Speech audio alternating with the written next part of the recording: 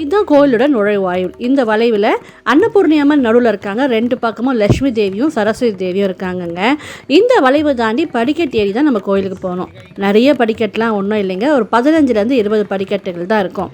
வயதானவங்க வந்தாங்கன்னா படிக்கட்டு ஏற முடியாதுன்னா அவங்களுக்கு வண்டியிலே மேலே போகக்கூடிய வசதியும் பக்கத்தில் இருக்குங்க. எல்லா கோயிலும் கடைப்பிடிக்கிற பழக்கம் இந்த கோயிலும் இருந்ததுங்க. வழக்கம் போல் ஆண்கள் மேல் சட்டையும் பனியனும் கழட்டிட்டு தான் உள்ள தரிசனத்துக்கு போகணும். நாங்கள் போன நேரம் கூட்டம் அவ்வளோவா இல்லைங்க. அதனால நான் சீக்கிரமாக நடந்து தரிசனத்துக்கு போயிட்டுருக்கோம் பாருங்கள்.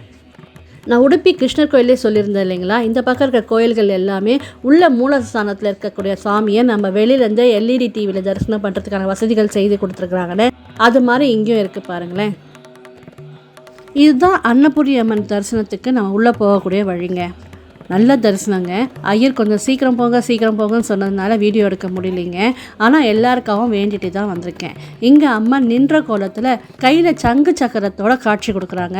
இந்த அம்மாவும் தங்கத்திலே தகன்னு ஜொலிக்கிறாங்கங்க. தரிசனம் முடிஞ்சு வெளியே வரக்கூடிய வழி இதுதான். வெளியே வந்த பிறகு பார்த்தீங்கன்னா எதிரிலே பெரிய வராண்டா மாதிரி இருந்ததுங்க.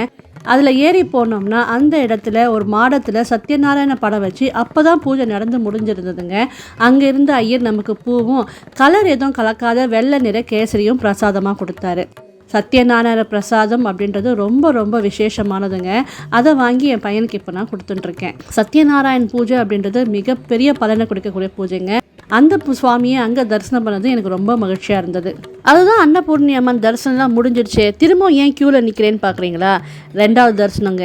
எப்படின்னு கேட்டிங்கன்னா கேப் கிடச்சா நுழைஞ்சிட வேண்டியது தான். என்ன சொல்கிறீங்க?